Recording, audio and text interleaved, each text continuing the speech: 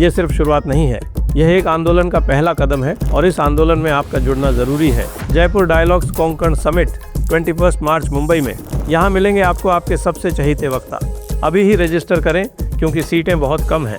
इस आंदोलन में अपना सहयोग दें और राष्ट्र की आवाज़ बने। इस राष्ट्रवादियों के कुंभ में हर एक राष्ट्रवादी को आना चाहिए और इतिहास का हिस्सा बनना चाहिए।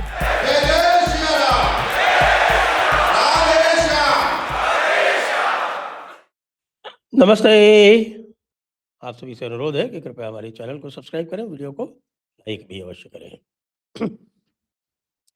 साथ में आपको याद दिला दें कि हमारी 21 मार्च 2026 को हमारे दी जयपुर डायलॉग्स कोंकण समिट मुंबई के लिए रजिस्ट्रेशंस ओपन है और वो रजिस्ट्रेशंस आपको नीचे मिल जाएंगे। शशि थरूर जी राहुल गांधी से क्या मिले कि उनकी अचानक जो है वो जिजीविषा जाग गई पाकिस्तान के लिए। क्या है पता नहीं, राहुल गांधी के मिलने में ऐसा क्या है कि राहुल गांधी के साथ मिलने के लिए या राहुल गांधी के साथ रहने के लिए आपको पाकिस्तान परस्ती करनी आवश्यक है। क्योंकि एक आर्टिकल लिखा शशि थरूर ने जो कल छपा, मेरे ख्याल से इंडियन एक्सप्रेस में छपा था, क्योंकि इस तरह की बेवकूफ़ियाँ आप आशा कर सकते हैं कि इंडियन एक्सप्रेस में ही छपेगी। तो क्या कह रहे हैं शशि थरूर? शशि थरूर वही बातें कह रहे हैं जो कि हम भी और प्रधानमंत्री मोदी भी पिछले 10 वर्ष से कम 10 वर्ष से कम से कम मैं कहूँगा कि उड़ी के बाद से, तो ये 2016 में उड़ी हुआ था कि 2016 उड़ी क्या, उसके पहले पठानकोट वाला जो किस्सा हुआ था उसके बाद से प्रधानमंत्री ने पहली बार 70 वर्ष में अपनी पॉलिसी चेंज की। क्योंकि पहले पॉलिसी यही थी कि भाई बातचीत तो करती रहनी चाहिए। अब हमारे शशि थरूर जी भी यही कह रहे हैं। शशि थरूर जी अपने आर्टिकल में यही कह रहे हैं, वो कह रहे हैं कि भाई हमको बातचीत से दूर नहीं भागना चाहिए। वह है कि साहब गुडविल जेस्चर्स होते रहने चाहिए और आपस में विश्वास जो है वो पैदा करते रहना चाहिए, इत्यादि इत्यादि। और कहने का मतलब है कि वो जो अमन की आशा वाला जो सारा कार्यक्रम था या जो गंगा जमुनी तहजीब वाला कार्यक्रम था वो लगातार होते रहना चाहिए। शशि थरूर जी ये भूल जाते हैं कि पाकिस्तान की पूरी स्थापना इस्लामी सिद्धांत पर हुई थी और उस इस्लामी सिद्धांत पर हुई थी जो ये कहता है कि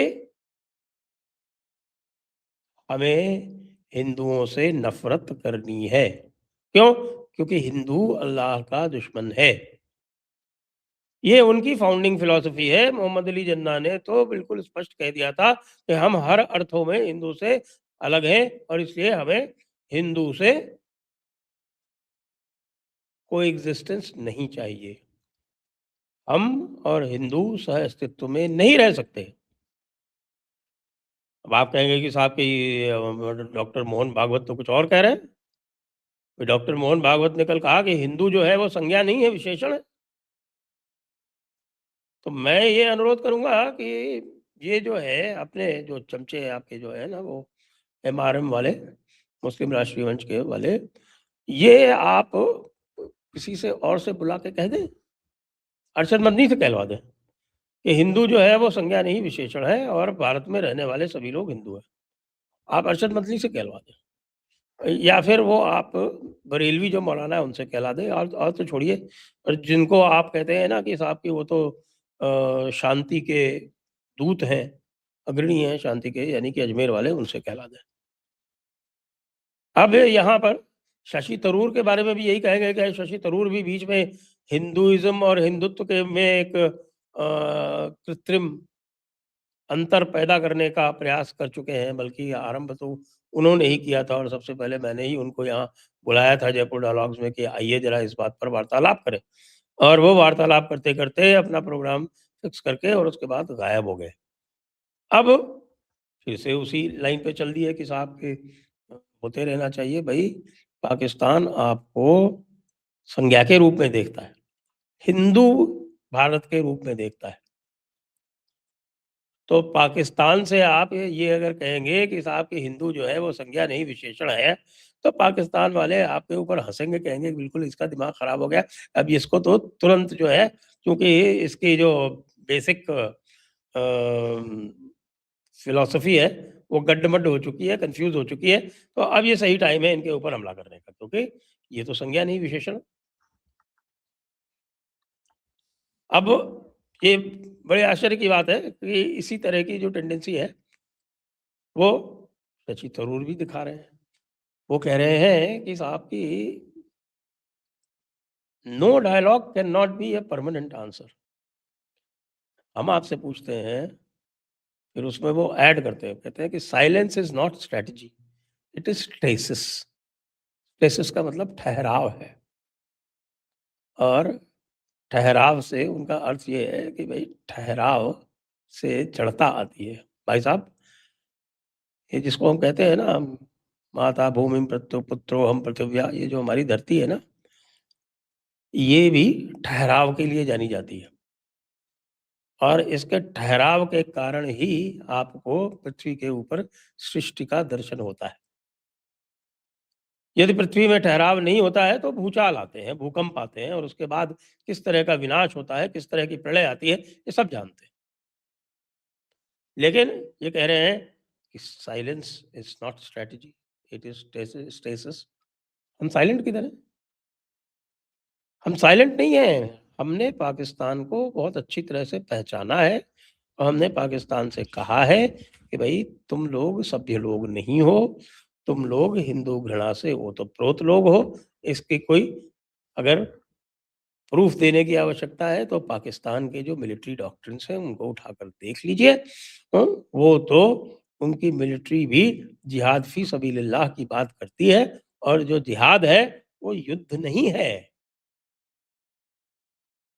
जिहाद जो होता है वो डकैती होता है, क्योंकि युद्ध जो है वो 2 सेनाएँ लड़ती हैं, लेकिन जिहाद में निरपराध लोगों का भी कत्ल किया जाता है, स्त्रियों को भोगदासी बनाया जाता है, उनके साथ बलात्कार किया जाता है, बच्चों को गुलाम बनाया जाता है, कहीं दूर जाने की आवश्यकता नहीं है। अभी कुछ ही दिनों पहले जो यज़ीदियों के साथ में सीरिया में हुआ, या इराक में और सीरिया में, जहाँ पर वो बीच में यज़ीदी बसते हैं, उनके साथ जो हुआ, वो उदाहरण आपके सामने है। अभी जो हमास ने किया, वो भी आपके सामने है, क्योंकि हमास भी इस्लामी सिद्धांत पर चलता है। इस्लामी सिद्धांत ये है कि यहूदियों को तो पूरे विश्व में कहीं भी रहने का अधिकार नहीं है, यहूदियों का सर्वनाश ही इस्लामी सिद्धांत है। उसी प्रकार से पाकिस्तान के लिए हिंदुओं का और भारत का सर्वनाश ही सिद्धांत है।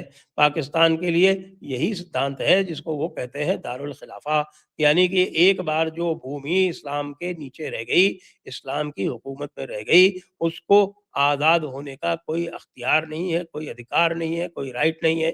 इसलिए इस्लाम को पूरा अधिकार है कि उस ज़मीन को, उस ज़मीन के टुकड़े को, उस धरती को, उस टेरिटरी को फिर से अपने कब्ज़े में लाए, और उस पर इस्लामी रूल, इस्लामी हुकूमत नाफ़िज़ करे। तो संभवतः ये सिद्धांत आपको पता नहीं है। इसलिए भी पता नहीं है क्योंकि आप तो all religions are the same वाले सिद्धांत पे चलते हैं। पाकिस्तान एक थियोलॉजिकल स्टेट है बाय एडमिशन। बाय एडमिशन उनके कॉन्स्टिट्यूशन में लिखा हुआ है भाई, कि Allah is the sovereign of this entire universe. तो वो बाय डेफिनिशन कुरान से चलते हैं। जैसा मैंने बताया, उनका मिलिट्री डॉक्ट्रिन क्या है? ईमान, तक़वा, जिहाद फ़ी सबीलिल्लाह।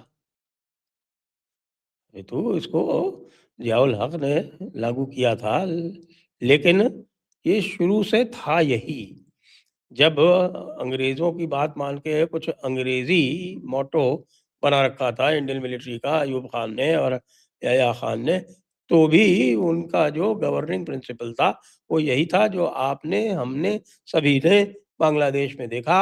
हम उसकी बात नहीं करते हैं, लेकिन बांग्लादेश में जो जो भी मारे गए उसमें 80% हिंदू थे, और हिंदुओं को उनकी पहचान कर के मारा गया, खतना देख-देख के मारा गया। ये हम सब जानते हैं। उसके बाद भी आप जैसे दार्शनिक हैं, जो कहते हैं कि साहब कि नहीं बातचीत करना चाहिए।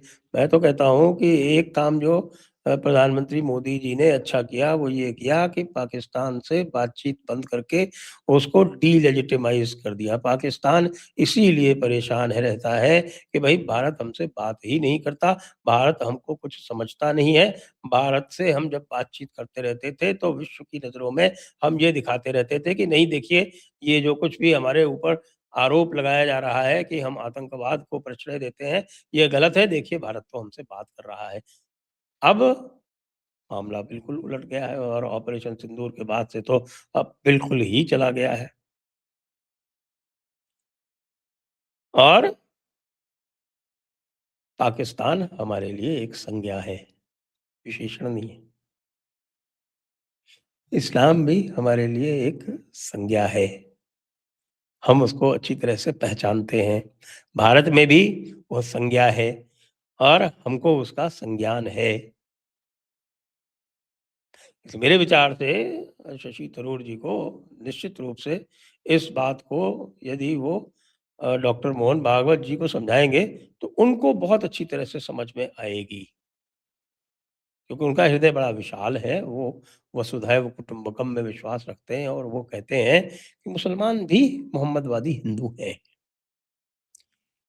ये अलग बात है कि कोई भी मुसलमान जो है, जिसने कलमा पढ़ा हुआ है, जो कलमा गो है, वो यह बात नहीं कहेगा। यही बात जो है वो महात्मा गांधी किया करते थे। पूरी ज़िंदगी लगा दी उन्होंने रघुपति राघव राजा राम, ईश्वर अल्लाह तेरो नाम करते हुए और वह ईश्वर अल्लाह तेरो नाम वो कभी भी किसी भी मस्जिद में नहीं कहलवा पाए। हज़ारों मंदिरों में उन्होंने अपनी रामधुन पढ़वा दी, हज़ारों मंदिरों में। एक भी मस्जिद में नहीं कहलवा पाए, एक भी मदरसे में नहीं कहलवा पाए। मुझे तो ये भी नहीं पता है कि वो मौलाना आज़ाद जो उनके बगल में बैठते थे, वो भी जब रामधुन बजती थी, तो उसको गाते थे या चुप रहते थे? गाना तो वैसे भी उनके यहाँ हराम है। तो चूँकि शशि थरूर की ये बात आ गई और संज्ञा विशेषण का प्रसंग आ गया, तो मैंने कहा कि इस पर चर्चा कर ली जाए, समय उचित है। आपका क्या विचार है? टिप्पणी में अवश्य बतावें। जय हिंद, जय भारत, वंदे मातरम।